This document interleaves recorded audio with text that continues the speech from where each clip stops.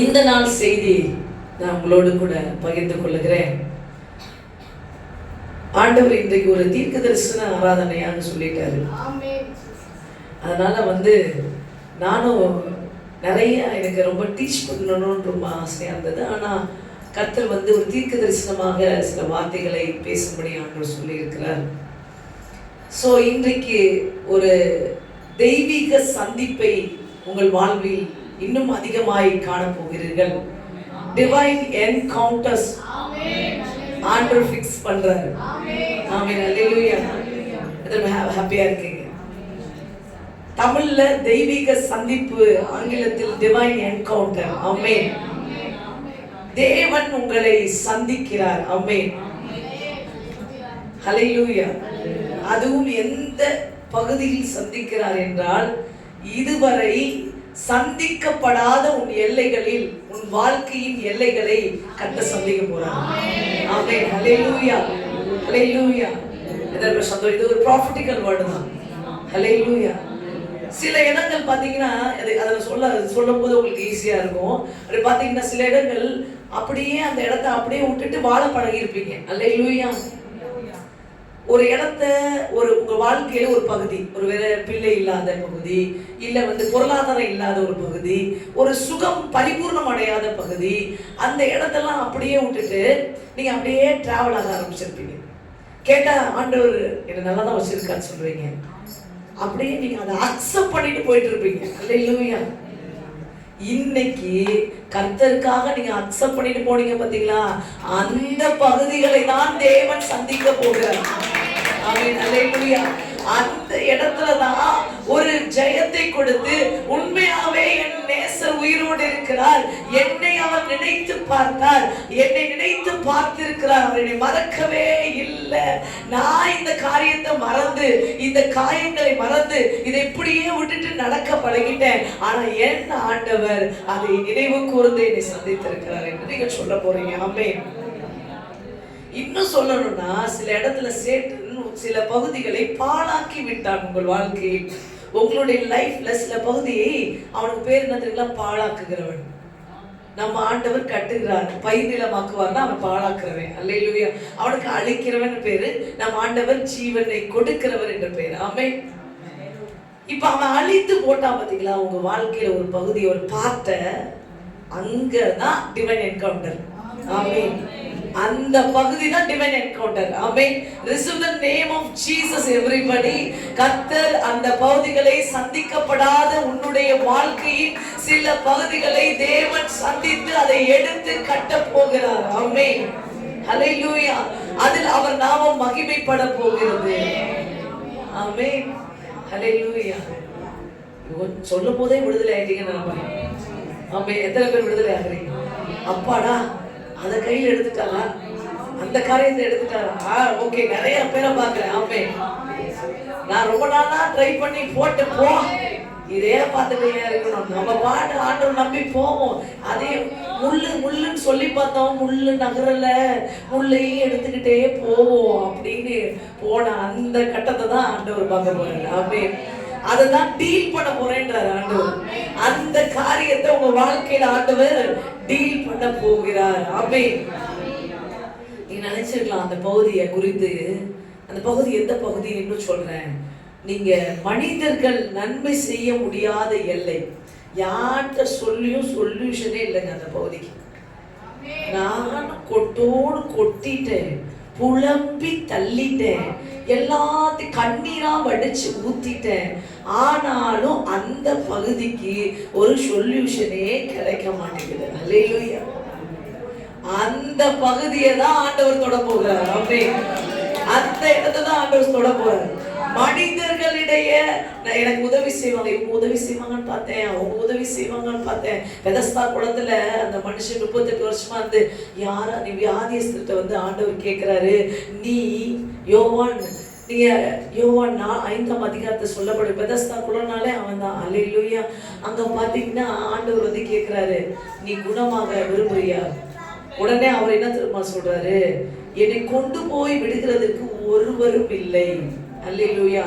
மனுஷன் உதவி செய்ய முடியாம விட்டுட்டான் பாத்தீங்களா? நீங்க எத்தனை மனுஷன் சொன்னீங்களோ அத்தனை மனுஷனும் அந்த பகுதியில உதவி செய்ய முடியாம விட்டுட்டாங்க. அல்லேலூயா. ஆனா அந்த பகுதியை நோக்கிதான் ஆண்டவர் வராரு. ஆமென். அந்த இடத்தை அந்த நபரை நோக்கிதான் எல்லாம். அவன் வந்து சொன்ன, மனுஷன் ஒருவரும் என்ன இல்ல ஆண்டவரே, என்ன போய் குளத்துல எடுக்க ஒருவரும் இல்ல அப்படின்னு சொல்லிட்டு அவன் ஏச்சு போயிருந்தாங்க. அல்லேலூயா. ஹெல்ப் பண்ண யாருமே இல்லை.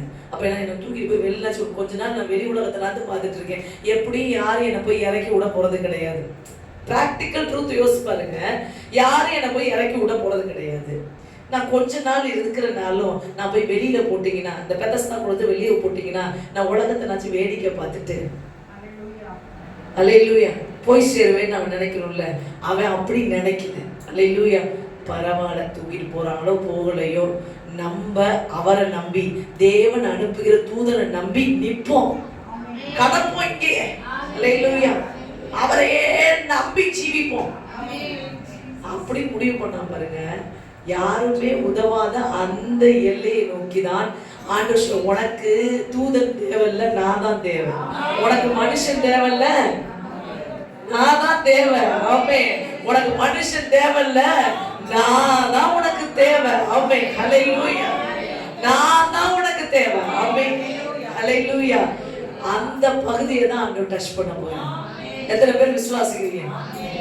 ஆமென். விசுவாசிக்கிறவனுக்கு அது அப்படியே ஆகும். அந்த டிவைன் என்கவுண்டர் உங்க லைஃப்ல பாப்பீங்க.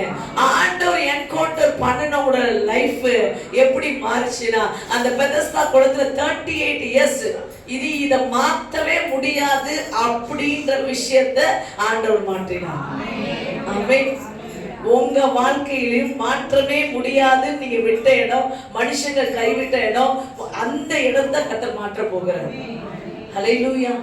எத்தனை பேர் சந்தோஷமா இருக்கிறீங்க? அப்பாடா, ஆண்டவர் எடுத்துட்டாரையா. அல்லேலூயா.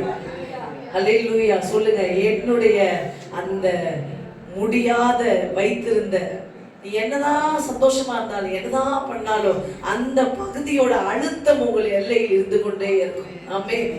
எங்க போனாலும் எங்க வந்தாலும் கர்த்தர் என்ன சொல்லுவீங்க? By God's grace I am fine. அல்லேலூயா. அல்லேலூயா. கர்த்தருடைய கிருபை நான் நின்று கொண்டிருக்கிறேன். ஆனா நான் சூப்பரா நிக்கிறேங்க அப்படின்னு சொல்ல முடியும்னா அந்த இடம் தொடப்படும். ஆமென். நான் பரலோகத்தை பூலோகத்துல அனுபவிக்கிறேன் சொல்ற இடம். ஆமென். அப்படின்னா என்ன? பரலோகத்துல என் ஆண்டவராகிய இயேசு கிறிஸ்து இருக்கிறார். அவர் இருந்தால் அங்க அழுகையும் பற்களிப்பும் மரணமும் துக்கமும் இல்ல.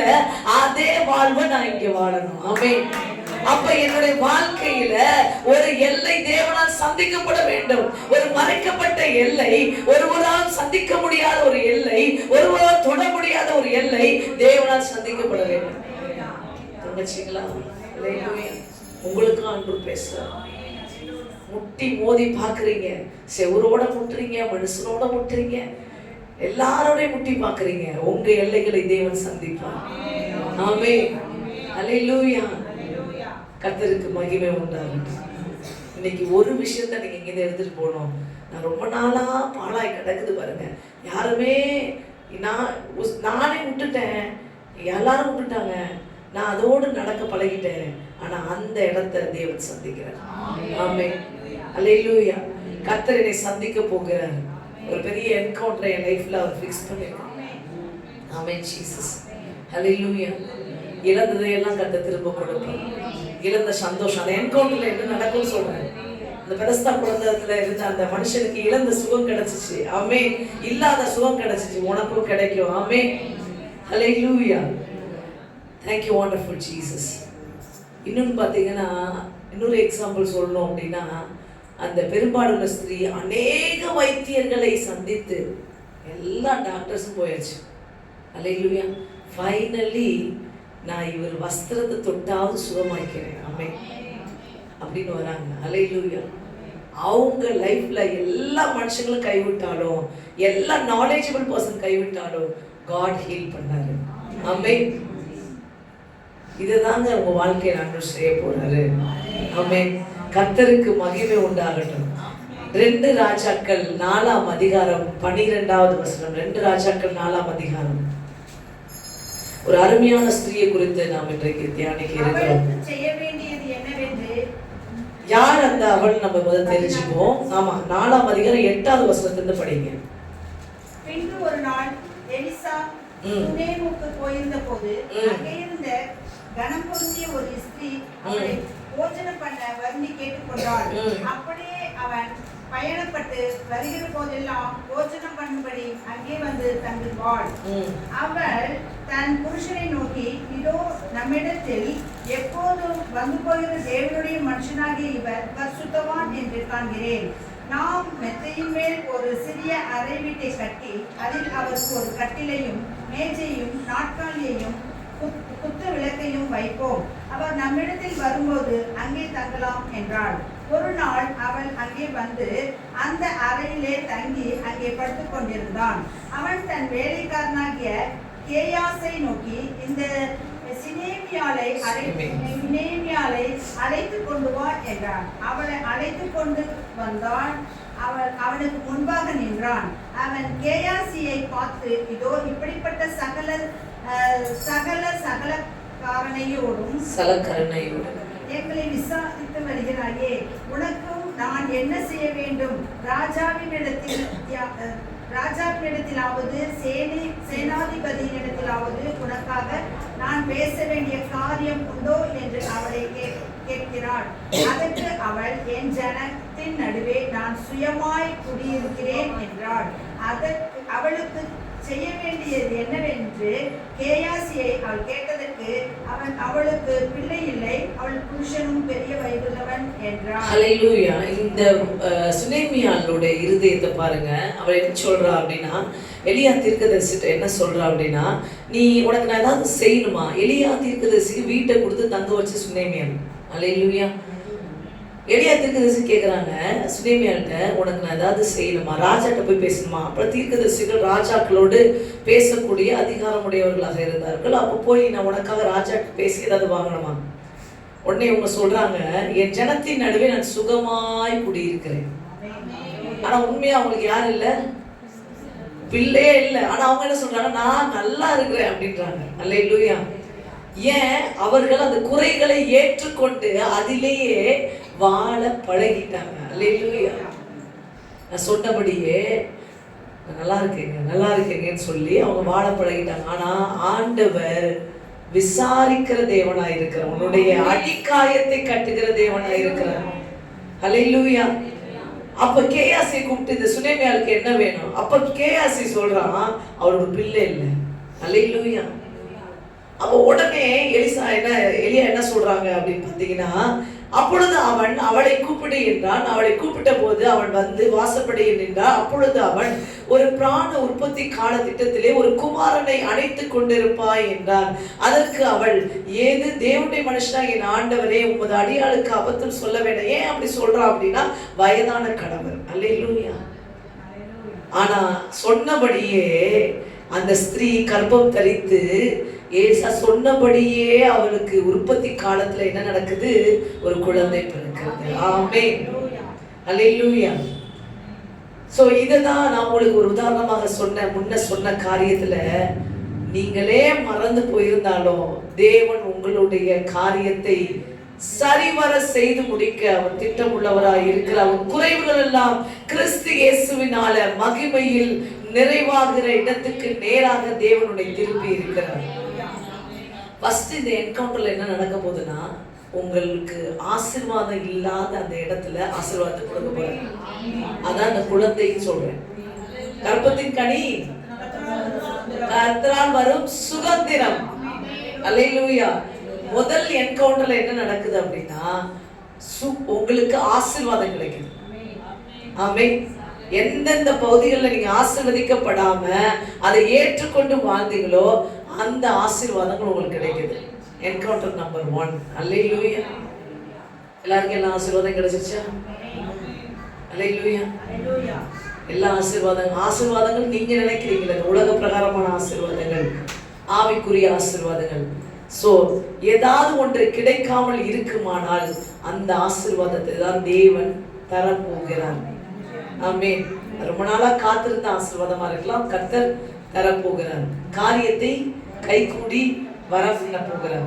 இரண்டாவது ஆண்டவர் கொடுக்கிற ஒரு விஷயம் என்ன, என்கவுண்டர் என்னன்னா, சுகம் இல்லாத இடத்துல ஆண்டவர் சுகத்தை கொடுக்க போகிறார். அப்போஸ்தலர் 3ஆம் அதிகாரம் 2வது வசனத்துல ஆண்டவர் என்ன செய்கிறார்? ஒரு பிறவியிலிருந்து முடவனாய் இருக்கிற ஒரு மனுஷனை அலங்கார வாசல்ல வந்து உட்கார வைக்கிறாங்க. அந்த அத பாத்தீங்கன்னா ஒரு பொருள் மாதிரி வைக்கிறாங்க. அப்போஸ்தலர் 3:2 படிக்கலாம். அப்பொழுது தன் தாயின் வயிற்றிலிருந்து சப்பானியை பிறந்த ஒரு மனுஷனை சுமந்து கொண்டு வந்தார்கள். தேவாலயத்திலே பிரவேசிக்கிறவர்களிடத்தில் பிச்சை கேட்கும்படி நாடோறும் அவனை அலங்கார வாசல் எண்ணப்பட்ட தேவாலய வாசல் அண்டையில் வைப்பார்கள்.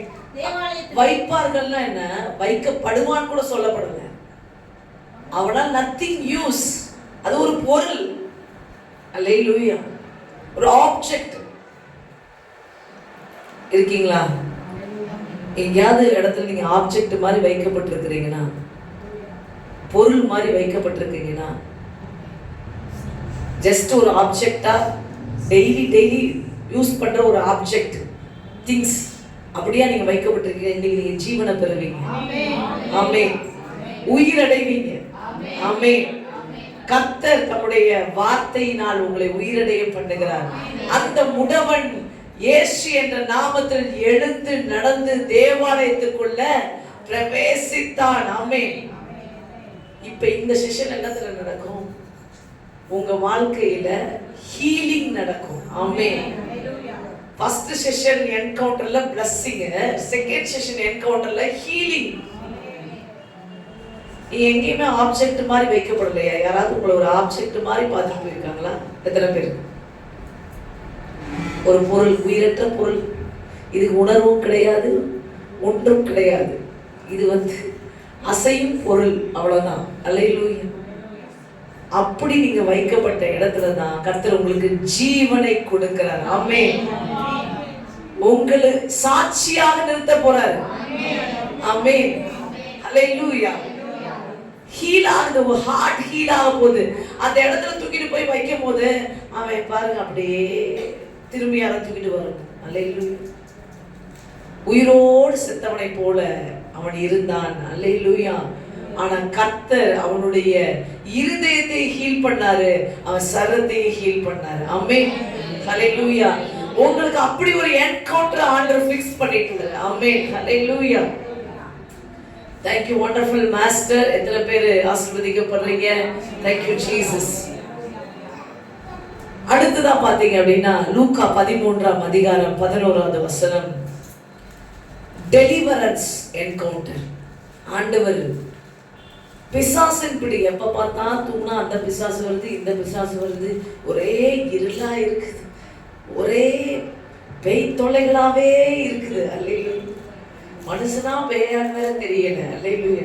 தூங்குனாலும் வருது. அல்லேலூயா. ஒரு அதோடயே வாக் பண்ணி பழகிடுச்சு. சில சத்தங்களை கேட்கிறேன். அல்லேலூயா. லூக்கா 13:11. 18 வருஷமாய் பலவீனப்படுத்தும் ஆவியை கொண்ட ஒரு ஸ்திரீ அங்கே இருந்தாள். அவள் எவ்வளவும் நிமிரக்கூடாத கூனியாய் இருந்தாள். படிக்கிறது. இயேசு அவளை கண்டு நம்மிடத்தில் அழைத்து, ஸ்திரீயே, உன் பலவீனத்திலிருந்து விடுதலையாக்கப்படுவாய் பட்டாய் என்று சொல்லி அவள் மேல் தமது கைகளை வைத்தார். உடனே அவள் நிமிர்ந்து தேவனை மகிமைப்படுத்தினாள். Encounter of Jesus. ஆமென். உங்க லைஃப்ல ஸ்டார்ட் ஆகுது. ஆமென். 18 வருஷமா பலவீனப்படுத்தின ஒரு ஆவி. அல்லேலூயா. உன்னை பலவீனப்படுத்தி கொண்டே ரொம்ப வருஷமா ஒரு டிசீஸ் உங்க சரீரத்துல இருக்குன்னா ஆண்டவர் என்கவுண்டர் வைக்கிறார். ஆமென். அது இன்னமே உங்க சரீரத்துல இருக்கவே முடியாது. ஆமென். டிவைன் என்கவுண்டர்ல ஆண்டவர் என்ன பண்றாரு? டெலிவரன்ஸ் கொடுக்கிறார். பலவீனப்படுத்தி உங்களை வைத்திருந்த ஆவியை கர்த்தர் இன்றைக்கு உன்னை விட்டு அகற்றி போட்டு. Thank you Jesus. Thank you Lord. நான் பார்க்கிற healing for you and sister you. Thank you Jesus. பலவீனப்படுத்துகிற ஆவிகள். Hallelujah. Thank you Jesus. This family பலவீனப்படுத்துகிற ஆவிகள் டெலிவர் பண்றாரு. உங்க ஃபேமிலி, டெய்சி ஃபேமிலி. ஹalleluya. ஹalleluya. இன்றைக்கு ஒரு என்கவுண்டர் உங்க ஃபேமிலிக்கு ஆண்டவர் வைக்கிறார். Divine meeting, divine encounter for healing. ஆமென். பலவீனப்படுத்தும் ஆவி இயேசுவின் இரத்தத்தினால வெளியேறும். ஆமென். ஹல்லேலூயா. இயேசு கிறிஸ்துவின் இரத்தத்தினால, இயேசுவின் நாமத்தினால கர்த்தர் இன்றைக்கு அவருடைய வல்லமையை உங்கள் சரீரத்துக்கு நேராக அனுப்பி இப்பொழுது ஒரு விடுதலையை கொடுக்கிறார். ஒரு விடுதலை உண்டாகிறது இயேசுவின் நாமத்தால, இயேசுவின் நாமத்தால, இயேசுவின் இரத்தத்தினால. ஆமென் Jesus. Yes master, yes master. ஒன்று போனா ஒன்று வரது, ஒன்று போனா ஒன்று வரது, அடுத்து போய் அடுத்து வரது. இதெல்லாம் இயேசுவின் நாமத்தினால வெளியேறுவதாக சரீரங்களை விட்டு கர்த்தருடைய இரத்தத்தினாலும் இயேசு கிறிஸ்துவின் இரத்தத்தினாலும் நாமத்தினாலும் எல்லா பலவீனத்தின் ஆவி வெளியேறட்டும். ஆமென் ஜீசஸ். துரத்தி கட்டி அழித்து ஜெபிக்கிறேன். ஆமென். ஆமென். ஹல்லேலூயா. சோ கர்த்தர் இன்றைக்கு ஒரு விடுதலை. எத்தனை பேர் விடுதலை ஆறீங்க? ஆமென். கட்டுகள் நான் சொன்ன மாதிரி நீங்களும் ஜெபிக்கணும். ஆமென். இந்த விடுதலை தக்க வைத்துக் கொள்ள இயேசுவின் நாமத்தினால் பலவீனத்தின் ஆவியை துரத்தி ஜெபிக்க வேண்டும். இயேசுவின் நாமத்தினால் துரத்தி ஜெபிக்க வேண்டும். முழு விடுதலை உங்களை விட்டு எடுக்கவே முடியாது. ஆமென். சில பேர் இங்க இருந்து போனோன்னு திருப்பி அப்படியே சஃபராங்க. அதுக்கு தான் நான் சொல்லியும் கொடுக்குறேன். ஆமென். ஹல்லேலூயா. நீங்க பயந்தீங்கனாலே பலவீனத்தின் ஆவி உங்களை தாக்க ஆரம்பிச்சு விடும். ஆமென். சோ இன்றைக்கு விடுதலை கர்த்தர் கொடுத்திருக்கிறார். விசுவாசிக்கணும் தம்பி, விசுவாசிக்கணும், ஃபெய்த்துக்குள்ள வரணும். ஆமென். நிறைய விசுவாசிக்கணும். ஆண்டவரை நீங்க நம்பணும். ஆமென். 100% நம்பணும். அப்பதான் அற்புதத்தை பார்க்க முடியும். ஆமென். 100% நம்பணும். கண்மூடி தாண்டமா நீங்க நம்பணும், விசுவாசிக்கணும். உங்கள் விசுவாசம் ரொம்ப குறைவாக இருக்கிறது. அல்லேலூயா. நல்லா விசுவாசிங்க தம்பி. அல்லேலூயா. Thank you Jesus. பாருங்க, இப்ப இரண்டாவது என்கவுண்டர் என்ன? ஹீலிங். ஆமென். மூணாவது encounter. Hallelujah. Thank you Jesus. மூணாவது என்கவுண்டர் நான் சொல்ல போறேன். லூக்கா 19 எடுத்து வாசி.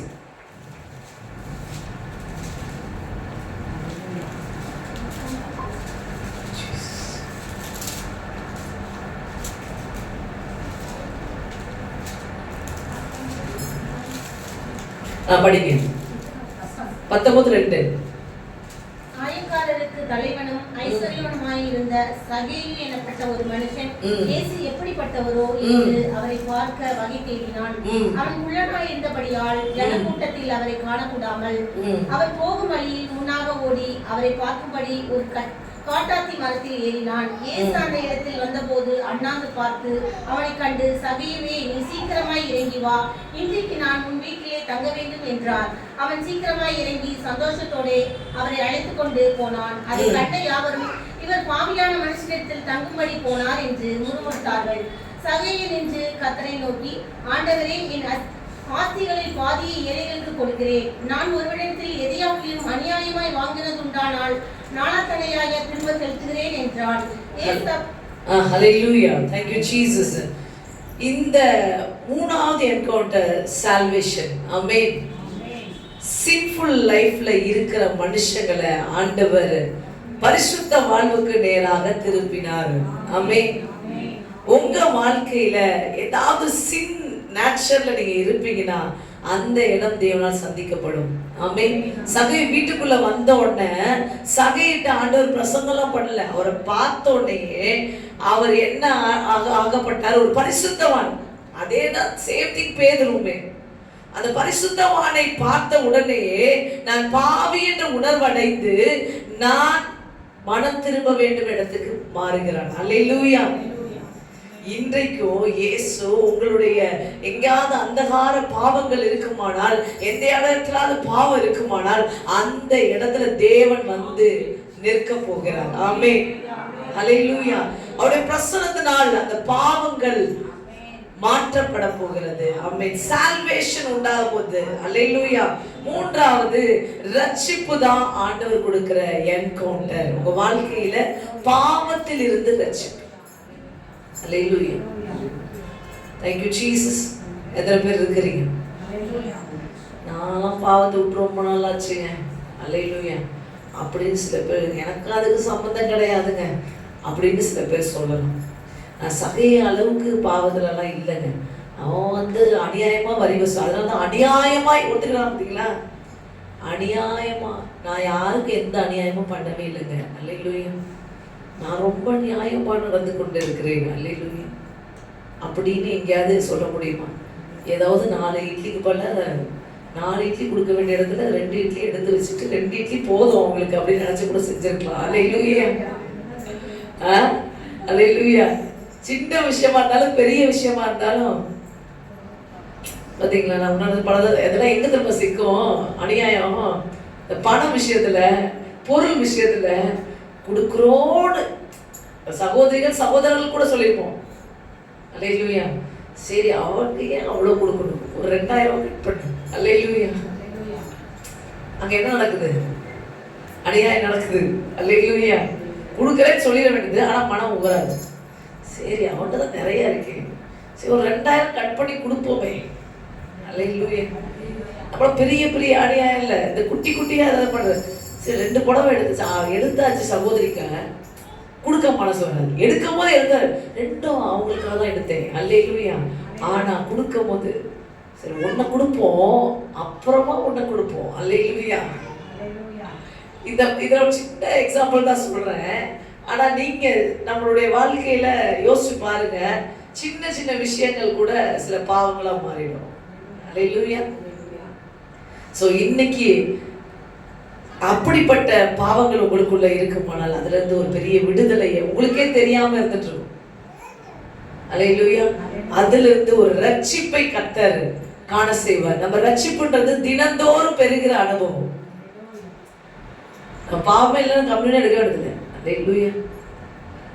பாவம் எடுக்கும் போது கம்யூனிட்டி எடுக்கும் போதெல்லாம் ஆண்டவரே செஞ்ச பாவங்கள்லாம் மன்னிச்சிருங்க, எங்கிட்டோ இருக்குது அது தெரியல. அல்லேலூயா சொல்றோம்ல, அந்த சால்வேஷன் தான் தேர்ட் என்கவுண்டரா இருக்குது. ஆமென். அல்லேலூயா. சோ ஆண்டவர் இப்படிதான் சில பாவங்கள்லாம் உள்ளவே மறைஞ்சிருக்கும், ஹைட் ஆகிருக்கும், அதெல்லாம் யார்கிட்டயுமே சொல்ல முடியாது. அந்த பகுதிகளை கத்த சந்திப்பார். எனக்கு இப்படி ஒரு பட்ட பாவம் நான் செஞ்சு வச்சிருக்கேன், ஆனா அதை வந்து எப்படி சரி பண்றதுன்னு தெரியல. முன்ன செஞ்ச பாவம் ஆனா இப்ப இல்லை, ஆனா அந்த இடம் அப்படியே இருளா இருக்கு, டாக்டர் ரூமா ஸ்டோர் ரூமா கிடக்குது. அது பாட்டுக்கு நான் அதை யூஸ் பண்றது இல்லை, முன்ன மாதிரி நான் யூஸ் பண்றது இல்லை, பட் ஸ்டோர் ரூமா இருக்கு. அந்த இடத்தை ஆண்டவர் வந்து வெளிச்சத்தின் அறையா மாற்றி விடுவார். ஆமே. அதுல இருக்கிற எல்லா பாவத்தையும் நீக்கி போட்டு ரட்சிப்படைய செய்வார். ஆமே. இது ஒரு டிவைன் என்கவுண்டர். அல்லேலூயா. கர்த்தருக்கு ஸ்தோத்திரம். ஆமே. சரி, 3 காரியங்களை நான் சொல்லியிருக்கிறேன். ஆண்டவர் சந்திக்க போற 3 காரியங்கள், healing and deliverance, blessing and ஆண்டவர் சொன்ன சால்வேஷன். ஆமென். ஏன் ஆண்டவர் நம்ம வாழ்க்கையில சந்திக்கப்படாத எல்லைகளை சந்திப்பார் என்றால், மிக முக்கியமாக ஆண்டவர் யாருமே சந்திக்க முடியாத ஒரு எல்லையை சந்திச்சார். அது என்ன நம்ம பார்க்கிறோம். 1 கொரிந்தியர் 15ஆம் அதிகாரம்